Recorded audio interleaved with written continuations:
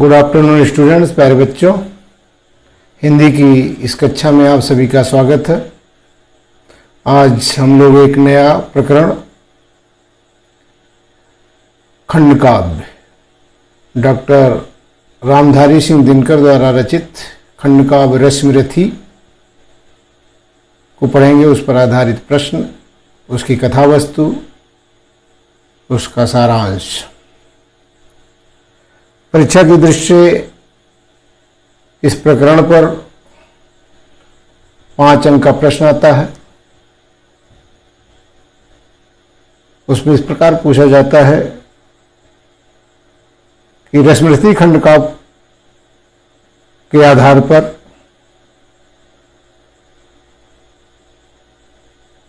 रश्मिरथी खंड काव्य की कथा वस्तु संक्षेप में लिखें, अथवा रश्मिरथी खंड काव्य के प्रथम सर्ग या द्वितीय सर्ग से लेकर 7 सर्ग में से किसी एक सर्ग का सारांश पूछा जा सकता है।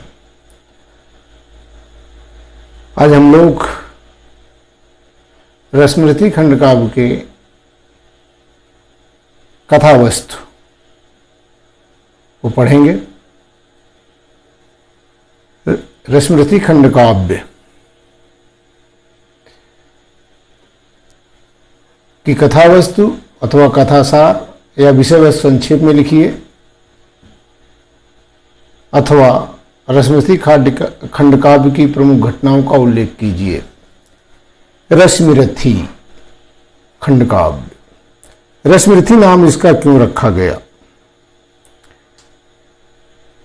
कर्ण को रश्मिरथी के नाम से संबोधित करने के निम्नलिखित कारण है।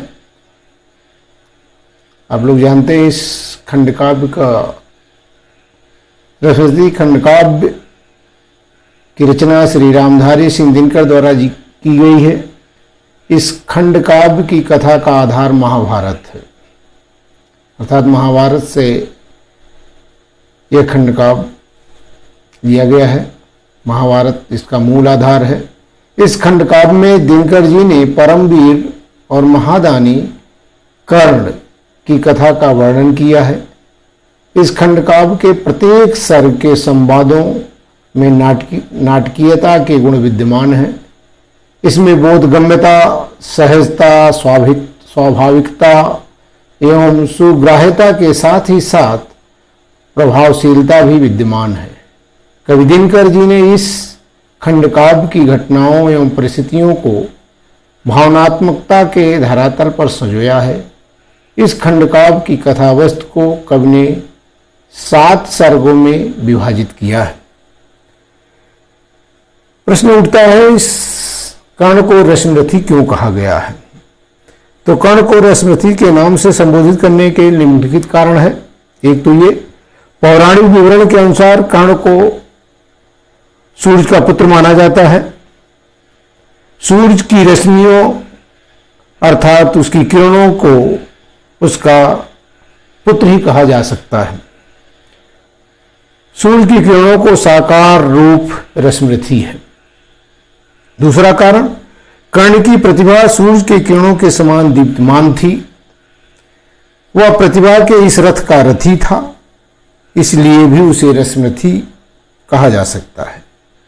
कर्ण के व्यक्तित्व में जो गुण थे वे सूर्य की रश्मियों के तरह गुणों के प्रकाश से को प्रकाशित करने वाले थे, इसलिए भी उसे रश्मिरथी कहा जा सकता है। यदि हम कर्ण को समाज के उपेक्षित प्रतिभा संपन्न व्यक्तित्व का प्रतीक मान लें तो भी ऐसी प्रतिभा को किरणों की संज्ञा दी जा सकती है और ऐसे प्रतिभावान को रश्मिरथी कहा जा सकता है। और इस रश्मिरथी खंड काव्य की कथा वस्तु कुल 7 सर्गों में विभाजित है, जो निम्न प्रकार है। प्रथम सर्ग,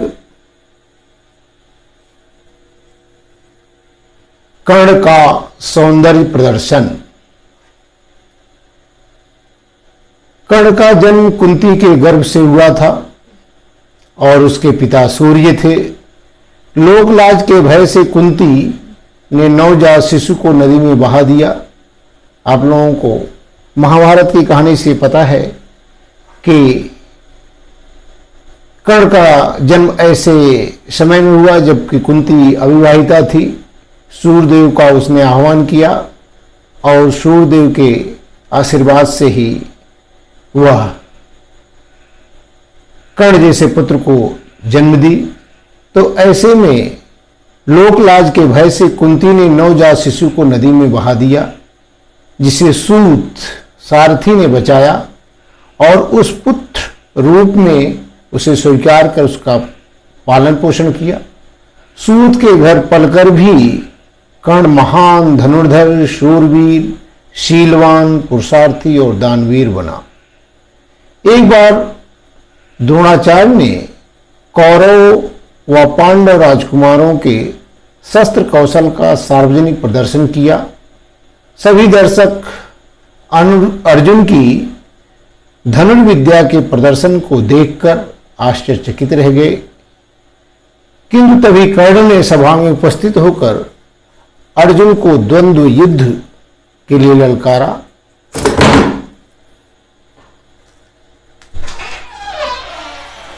इससे गिर गया।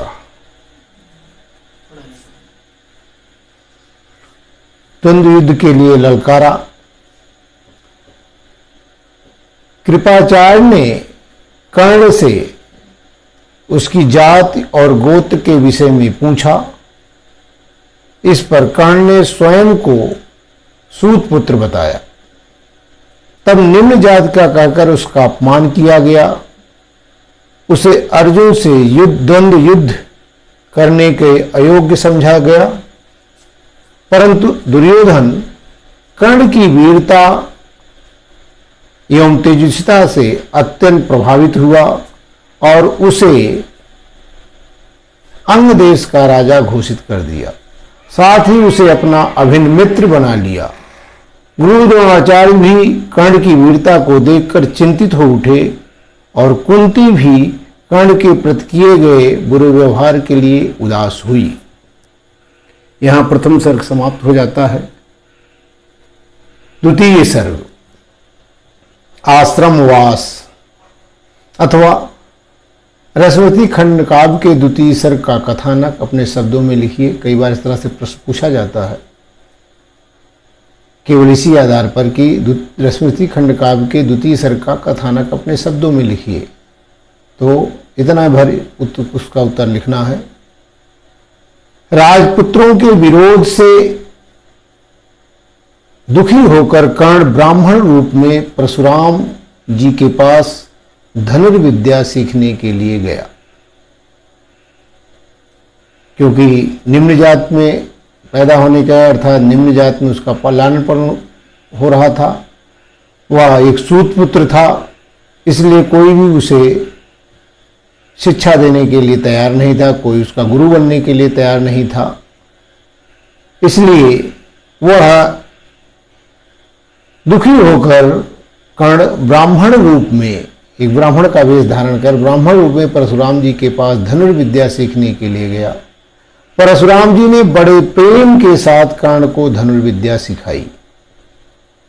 एक दिन परशुराम जी कर्ण की जंघा पर सिर रखकर सो रहे थे। तभी एक कीड़ा कर्ण की जंघा पर चढ़कर खून, क्योंकि कहीं गुरुदेव की निंदा में विघ्न न पड़ जाए, वह चूसता उनका चढ़कर खून चूसता हुआ उसकी जंघा में प्रविष्ट कर गया। रक्त बहने लगा, पर कर्ण इस असहनीय पीड़ा को चुपचाप सहन करता रहा और शांत रहा, क्योंकि कहीं गुरुदेव की निद्रा में विघ्न न पड़ जाए। जंघा से निकले रक्त के स्पर्श से गुरुदेव की निद्रा भंग हो गई। अब परशुराम को कर्ण के ब्राह्मण होने पर संदेह हुआ। अंत में कर्ण ने अपनी वास्तविकता बताई। इस पर परशुराम ने कर्ण से ब्रह्मास्त्र के प्रयोग का अधिकार छीन लिया और उसे श्राप दे दिया। कर्ण गुरु के चरणों का स्पर्श कर वहां से चला गया। यहां द्वितीय सर्ग समाप्त होता है। इसके बाद तृतीय सर्ग 12 वर्ष का, अर्थात तृतीय सर्ग माने कृष्ण का संदेश। कृष्ण संदेश लेकर के जाते हैं दुर्योधन की सभा में। 12 वर्ष का वनवास और अज्ञातवास की 1 वर्ष की अवधि समाप्त हो जाने पर पांडव अपने नगर इंद्रप्रस्थ लौट आते हैं और दुर्योधन से अपना राज्य वापस मांगते हैं। लेकिन दुर्योधन पांडवों को एक सुई की नोक के बराबर भूमि देने से भी इनकार कर देता है। श्री कृष्ण संधि प्रस्ताव लेकर कौरवों के पास आते हैं। दुर्योधन इस संधि प्रस्ताव को स्वीकार नहीं करता और श्री कृष्ण को ही बंदी बनाने का प्रयास करता है। श्री कृष्ण ने अपना विराट रूप दिखाकर उसे भयभीत कर दिया। दुर्योधन के न मानने पर श्री कृष्ण ने कर्ण को समझाया। श्री कृष्ण ने कर्ण को उसके जन्म का इतिहास बताते हुए उसे पांडवों का बड़ा भाई बताया और युद्ध के दुष्परिणाम भी समझाए। लेकिन कर्ण ने श्री कृष्ण की बातों को नहीं माना और कहा कि यदि वह युद्ध में पांडवों की ओर से सम्मिलित नहीं होगा, दुर्योधन ने उसे जो सम्मान और स्नेह दिया है वह उसका आभारी है। ये कृष्ण का संदेश यहीं जो है 3 सर्ग समाप्त हो जाता है और आगे का 4 सर्ग से लेकर के 7 सर्ग का कथानक कथा वस्तु हम लोग कल पढ़ेंगे। आप लोग यहाँ तक जो है 1 सर्ग से लेकर के 3 सर्ग तक आप लोग इस कथा वस्तु को इसको सर्ग वाइज आप लिख लें। इसके बाद 4 सर्ग से हम लोग कल पढ़ेंगे। थैंक यू, धन्यवाद।